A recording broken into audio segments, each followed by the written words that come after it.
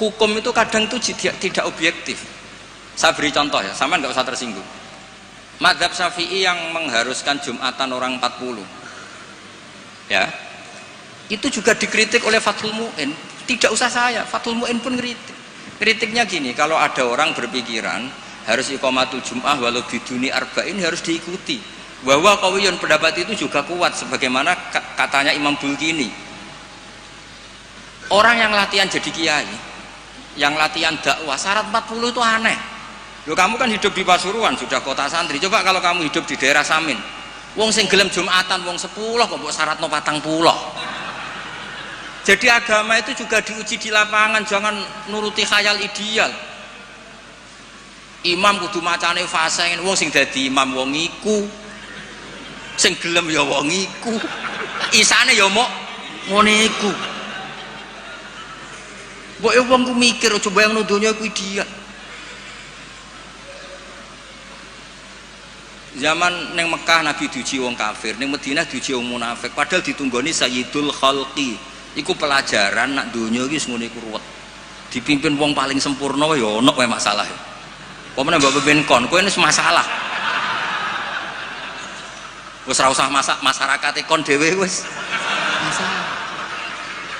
Wis kok masalah. Lho, saya pernah ditanya. Terus orang yang tidak peneliti itu biasanya membayangkan nggak 40 itu orang di pedalaman Pasuruan, di Bromo, di Tengger, di daerah-daerah gitu. Itu juga keliru. Sebetulnya yang potensi nggak 40 malah Islam kota.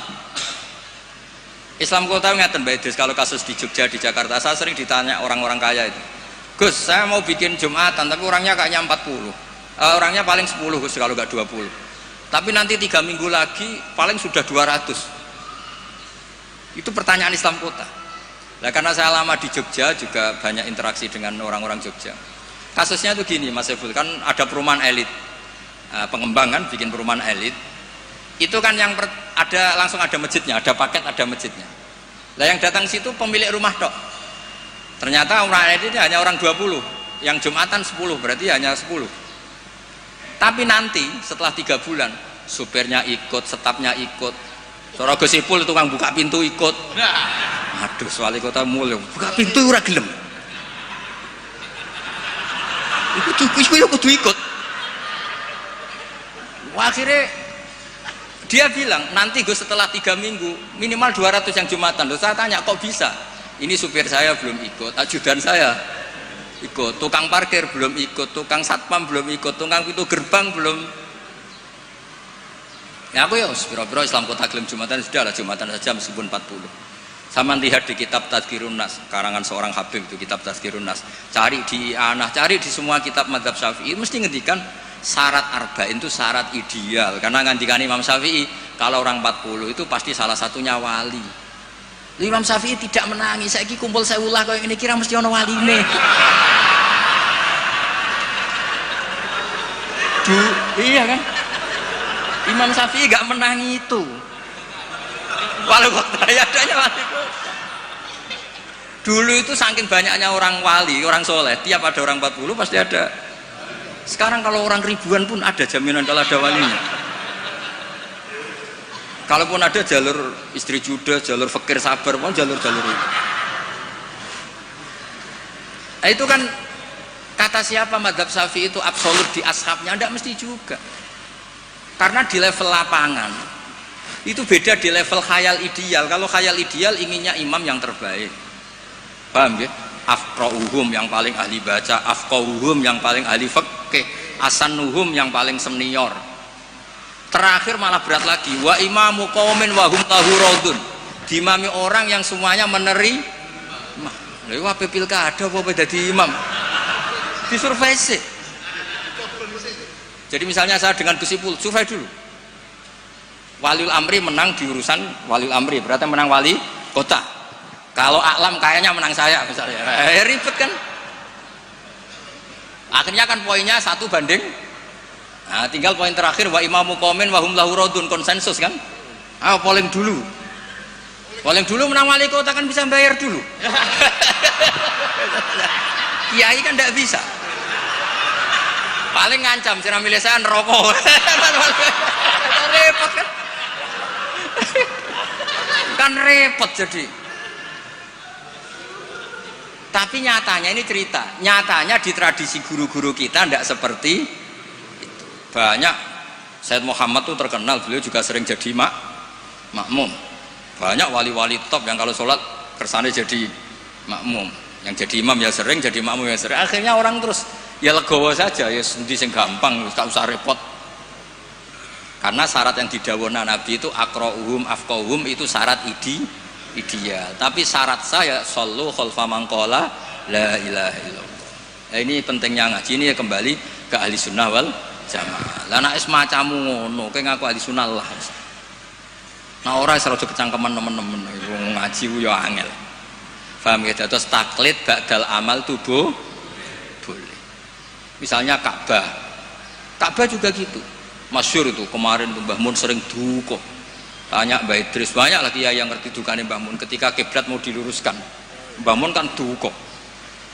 Dukane karena nanti kalau kiblat diluruskan sesuai jam dalil atau sesuai yaumar rosdil apa?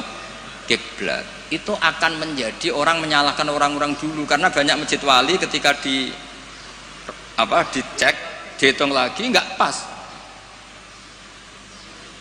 Akhirnya kalau kamu membenarkan itu menyalahkan wali. Tapi kalau anti teori itu kamu anti ilmiah, kan ya jadi repot. Terus saya termasuk orang yang dimintai pendapat, termasuk Gus Zofur sampai situ sama Suriah Jawa Tengah.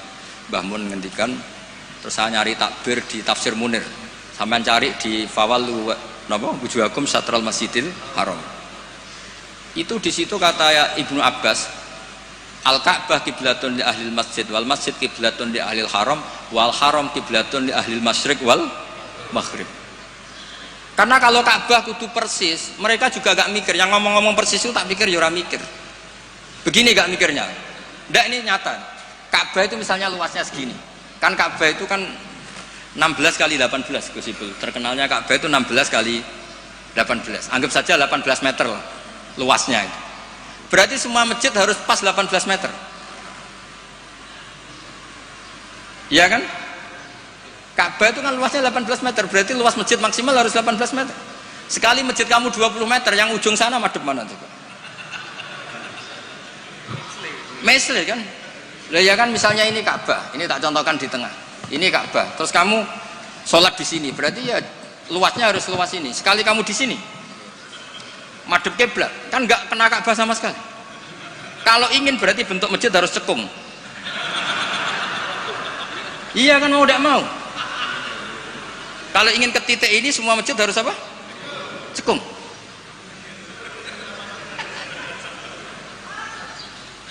Lah itu pas itu Mbah Mun saking dukane ngendikan gini. Senengane bener Ka'bah. Rumangsamu sing wajib madhep Ka'bah iku mau wong salat tok. Wong mati wajib madhep Ka'bah iku keduki kabeh. Sampai gitu. Betul. Saking dukane Mbah Mun. Memangnya yang wajib madhep kiblat itu hanya salat. Orang yang mati pun harus madhep Ka'bah. Keduken kabeh. Iku jek versi kaul qadim kabeh. Ya ini cerita aja, gak usah dilebokno hati, tapi ini ilmu ya, jadi sampean biar rileks. Jadi beragama itu yang rileks, karena inna hadzina matinun, agama ini sudah sudah kuat. Mboten kuat sepundi, ditunggoni Rasulullah SAW, jelas hebat. Ditunggoni sahabat, yo mlaku. Ditunggoni wali songo sing wonge pinter-pinter yo mlaku. Yo ditunggoni mudin yo mlaku. Ditunggoni kiai proposal yo mlaku. Ditunggoni kiai sertifikasi yo. Nah, itu yang hebat bukan kiainya, karena agama ini dijaga Allah Subhanahu wa ta'ala. Mulane kalau kan dadi kiai khusuk teman-teman mboten purun. Rugi. Agama wis dijaga pangeran. Kalau khusuk ora khusuk, bahkan saya jatuh sekalipun hadzal tetap mati. Yang jatuh paling seorang bukan hadzal. Mulane kalau kiai wis wantes. Terus cara bapak ngoten. Kiai tenanan goblok-gobloke kiai. Kok saged Pak? Lho inal huda wala apa tenanan wae mulang ya mulang. Wae mulang ya mulang. Mbah Mun ngandani saya juga gitu. Kowe nak mulang wis mulang ae, aja geman kepen minterno santri, demen kecewa. Wong kula mulang mulai dhisik nganti saiki sing goblok ya pancet goblok. Lah sing bakat pinter mboten kula ulang lah ya wis pinter. Ini terus prestasi ini kiai uning di yorar. Ya ikhlas niku, makanya agar sekali gak ikhlas terus gak duwe prestasi. Jadi monggo matur kula niku agama iku matin itu kuat. Nggih ngoten niki cara kula niku pertanyaan sing mun disimpen wae terserah jenengan tapi wis kadung dipersiapno nggih satu saja supaya enggak ganggu keinginan. Tapi nek kakean wau sakake sing takok Gus kemungkinane tadi. Nggih, Assalamualaikum warahmatullahi wabarakatuh.